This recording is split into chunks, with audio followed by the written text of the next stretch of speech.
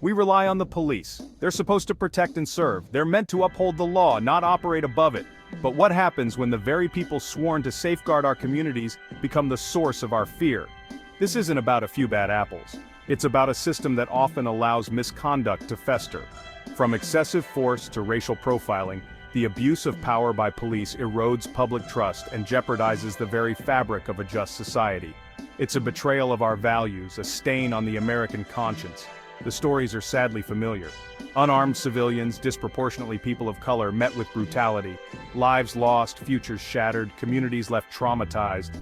We've seen the videos, heard the cries for justice. The question is, when will we see real change? This isn't an attack on all officers. Many serve with honor and integrity, but the system itself needs a drastic overhaul. We need accountability, transparency, and a fundamental shift in how we view law enforcement. The time for talk is over. It's time for action. Imagine living in a country where a routine traffic stop could escalate into a deadly encounter.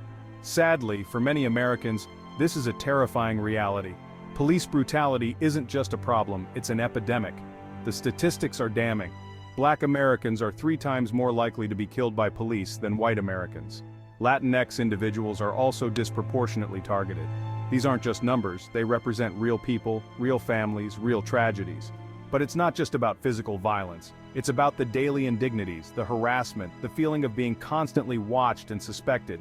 It's about the fear that can permeate entire communities, eroding trust in those meant to protect them. The impact is devastating. It creates a climate of fear and mistrust, making it harder for police to do their jobs effectively. It deepens racial divides and undermines faith in the justice system. We must acknowledge this systemic problem and work towards real, lasting solutions.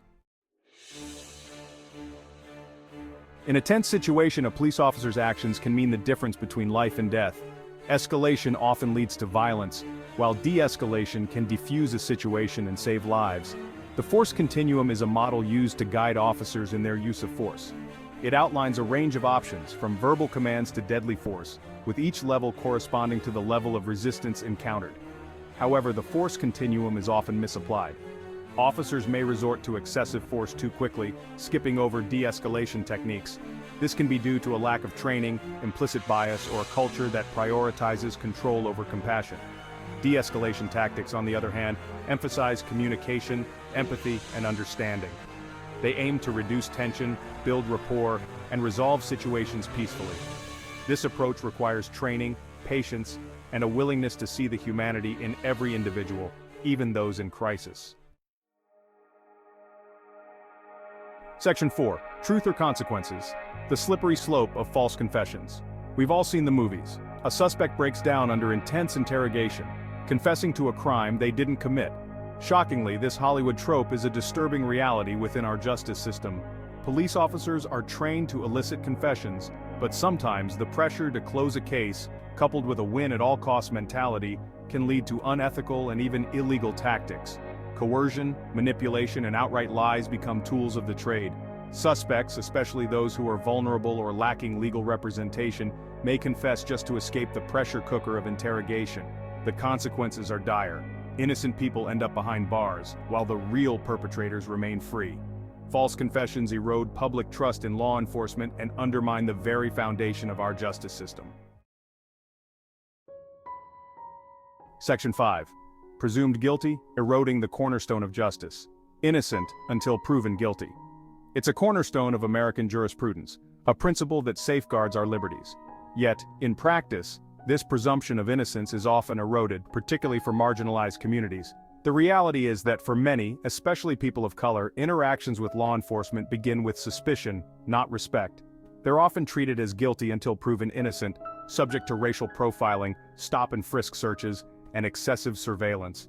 This guilty until proven innocent mentality has a chilling effect. It creates a two-tiered system of justice where some are afforded the full protection of the law, while others are treated with suspicion and hostility. This erosion of due process undermines the very fabric of a just society. It fuels mass incarceration, perpetuates racial disparities, and erodes trust in the justice system. We must reaffirm the presumption of innocence for all, regardless of race, ethnicity, or socioeconomic status.